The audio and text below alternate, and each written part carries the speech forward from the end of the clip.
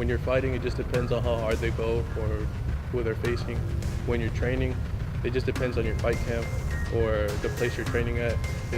It's really unpredictable when you get hurt.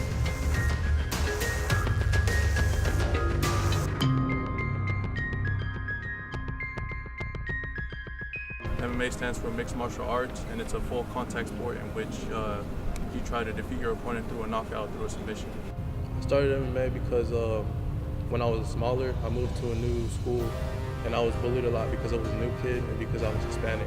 People close to me always told me that I wasn't going to do something interesting in my life. By doing this, I'm trying to prove them wrong. I got my inspiration from Royce Gracie, which was the first fighter in the UFC. Cain Velasquez, he's a Hispanic fighter. He was the champion for the heavyweight title.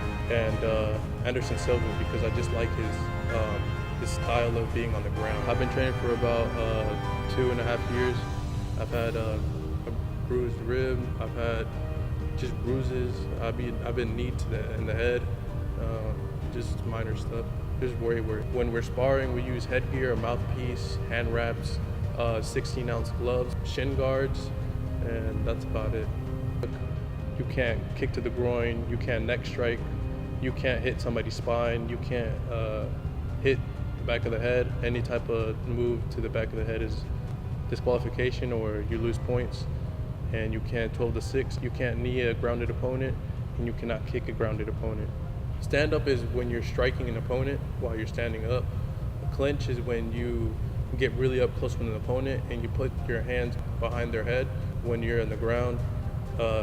It's a lot of different moves. You can do different submissions.